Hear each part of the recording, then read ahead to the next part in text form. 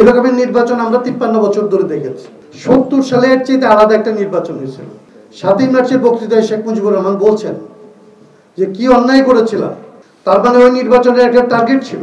বিপ্লবকে যখন কেউ বিলাসে রূপান্তরিত করে জনগণ তাকে পরিত্যাগ করতে বাধ্য হয়। এই নির্বাচনের চরিত্রকে শেষ করার চেষ্টা করা হচ্ছে। 70 সালে কে আসলে প্রার্থী হয়েছিল, নৌকামার গায়িকারা দাঁড়াইছিল, কোন প্রার্থীকে জনগণ চিনে নাই, জনগণ একটা রাজনীতিকে ভোট দিয়েছে। এইবারও এখনো যদি আসলে বাংলাদেশের এই তরুণ ছেলেরা ঠিক মতো দাঁড়াতে পারে, তাহলে কারা দাঁড়াবে, কার কি ভোট আছে, কার কি টাকা আছে, এগুলো কিচ্ছু বিবেচনা হবে না। বাংলাদেশ জিতবে, বাংলাদেশের পরিবর্তন জিতবে। বাংলাদেশে এখন যে নির্বাচনটা হইতে যাচ্ছে, এই নির্বাচনটা কিন্তু সাধারণ কোনো নির্বাচন না। সাধারণ নির্বাচন বলতে আমরা বুঝি যে 5 বছর পর পর একটা নির্বাচন হয়, বিভিন্ন রাজনৈতিক দল মানুষের সামনে আসে, এসে বলে আমাদের যদি ভোট দেন আমরা এটা করে দেব, আরেক দল বলে আমাদের ভোট দিলে আমরা ওইটা করে দেব। এবং এই যে পাওয়ার ট্রান্সফারের ইলেকশন হয়, এটাকে আমরা জাতীয় সংসদ নির্বাচন বলি। এরকমের নির্বাচন আমরা 53 বছর ধরে দেখেছি। 70 সালে এর চেয়ে আলাদা একটা নির্বাচন হয়েছিল। সেই নির্বাচনটা ছিল একটা সংবিধান করবে এবং একটা সরকার গঠন করবে। 7ই মার্চের বক্তৃতায় শেখ মুজিবুর রহমান বলছেন যে কি অন্যায় করেছিলাম, আমরা এবং আওয়ামী লীগকে জনগণ ভোট দিয়েছিল, আমরা পার্লামেন্টে বসবো, এই দেশের জন্য শাসনতন্ত্র তৈরি করব। তার মানে ওই নির্বাচনের একটা টার্গেট ছিল, একটা সংবিধান, একটা শাসনতন্ত্র। আজকে যেটাকে আমরা সংবিধান বলি, পাকিস্তান আমলে এটাকে শাসনতন্ত্র বলা হতো। তার মানে 70 সালের নির্বাচনের দুইটা ব্যাপার ছিল। একই সাথে সে একটা কনস্টিটিউয়েন্ট অ্যাসেম্বলি, যে একটা সংবিধান বানাবে, এরকম একটা জায়গা ছিল তার। আরেকটা জায়গা ছিল সে একটা সরকার গঠন করবে। তারপরের ঘটনা আপনারা জানেন, আমি ওইটা নিয়ে আলাপ করছি না। 24-এ আজকে যে নির্বাচন হইতে যাচ্ছে, এই নির্বাচন এরকম একটা নির্বাচন যে সাধারণ নির্বাচন হলে টাকা পয়সার খেলা হয়, মাসুলের খেলা হয়, কার কত শক্তি আছে, কার কত টাকা আছে, তারা নির্বাচিত হয়। কিন্তু যে নির্বাচনগুলির কথা বললাম, 46 বলেন, 54 বলেন, 70 বলেন, 90 বলেন, কখনো এই ধরনের টাকা দিয়ে নির্বাচন হয় না। নির্বাচন হয়েছে এই রাজনৈতিক আন্দোলনগুলিতে যারা নেতৃত্ব দিচ্ছে, এই রাজনৈতিক পরিবর্তনের জন্য যারা আসলে দাঁড়াইছে, তারা আসলে তাদেরকে জনগণ নেতৃত্বে নিয়ে আসে, তারা নির্বাচিত হয়েছে।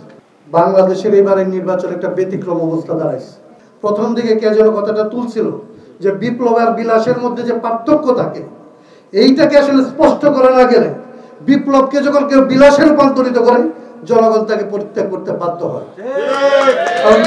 এবং জনগণ যখন পরিত্যাগ করে, এই যে রাজনৈতিক পরিবর্তনের যে নির্বাচন হওয়ার কথা, সেই নির্বাচন দ্বিধান্বিত একটা অবস্থার মধ্যে এসে দাঁড়ায়। বাংলাদেশ একটা রাজনৈতিক সংকটে দাঁড়াইছে। এর আগে যত নির্বাচন হয়েছে, সেই সমস্ত নির্বাচনে কারা নেতৃত্ব দেবে এবং কারা পাশ করবে, পাশ করে তারা কি কাজ করবে, এটা নিয়ে কোনো সন্দেহ ছিল না। এই প্রথম বাংলাদেশ একটা রক্তাক্ত বিজয়ের পরে, 70-এর পরে সবচেয়ে বড় রক্তপাতের পরে এইবারের যে নির্বাচন হইতে যাইতেছে, এই নির্বাচনটা রাজনৈতিক নির্বাচন হবে কিনা, নাকি আসলে ক্ষমতা বদলের নির্বাচন হবে, এই আশঙ্কা থেকে আসলে এই ধরনের একটা শিরোনাম এসেছে। এই শিরোনাম বলে বাংলাদেশের রাজনৈতিক এক ধরনের একটা দ্বিধান্বিত পরিস্থিতি তৈরি হয়েছে।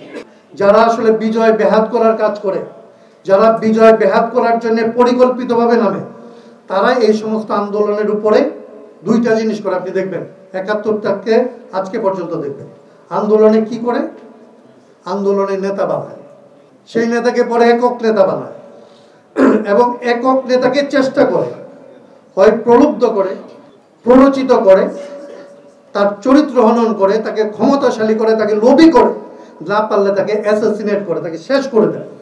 আন্দোলনের নেতৃত্বকে যখন এক জায়গায় আনা যায়, তার যদি চরিত্র নষ্ট করা যায়, তখন এমন ভাবে বলা যায় এই আন্দোলনটাই খারাপ ছিল, এই আন্দোলনটার দরকারই ছিল না, এই আন্দোলনটা অকারণে হয়েছে, এরা ষড়যন্ত্রমূলক ভাবে আমাদেরকে আন্দোলনে নিয়ে গেছে। এবং আন্দোলনের যদি চরিত্র হনন না হয়, আন্দোলনের আশা শেষ হবে না, আন্দোলনের কর্তব্য শেষ হবে না, আন্দোলন শেষ হবে না, নেতৃত্বেরও কোনো অভাব ঘটবে না। বাংলাদেশকে যেরকম তারা শেষ করতে চাইছে, আরেকটা পথে বাংলাদেশকে শেষ করতে চাইছে, সেটার সম্পর্কে আমি বলি। এই নির্বাচনের চরিত্রকে শেষ করার চেষ্টা করা হচ্ছে, বলার চেষ্টা করা হচ্ছে এটা কেবলমাত্র একটা সংসদ নির্বাচন, এটা কেবল ক্ষমতা বদলের নির্বাচন। এটা ক্ষমতা বদলের নির্বাচন না, এটা বাংলাদেশ বদলের নির্বাচন। যখন আপনি মনে রাখবেন এই নির্বাচন বাংলাদেশ বদলের নির্বাচন, তখন আপনি দেখবেন 70 সালে কে আসলে প্রার্থী হয়েছিল, লোক আমার গায়িকারা দাঁড়াইছিল, কোন প্রার্থীকে জনগণ চিনে নাই, জনগণ একটা রাজনীতিকে ভোট দিয়েছে। এইবারও এখনো যদি আসলে বাংলাদেশের এই তরুণ ছেলেরা ঠিক মতো দাঁড়াতে পারে এবং তারা যদি আসলে এই বাংলাদেশকে পরিবর্তনের জন্য এই নির্বাচনকে বাংলাদেশ পরিবর্তনের নির্বাচনে রূপান্তরিত করতে পারে, তাহলে কারা দাঁড়াবে, কার কি ভোট আছে, কার কি টাকা আছে, এগুলো কিচ্ছু বিবেচনা হবে না। বাংলাদেশ জিতবে, বাংলাদেশের পরিবর্তন জিতবে, বাংলাদেশের রাজনীতি জিতবে এবং এর ভেতর দিয়েই বাংলাদেশকে পরিবর্তনের জন্য আমাদের মানুষ, আমাদের ছেলেরা যে জীবন দিয়েছে সেটার শোধ, সেই প্রতিশোধ আমরা নেব বাংলাদেশে।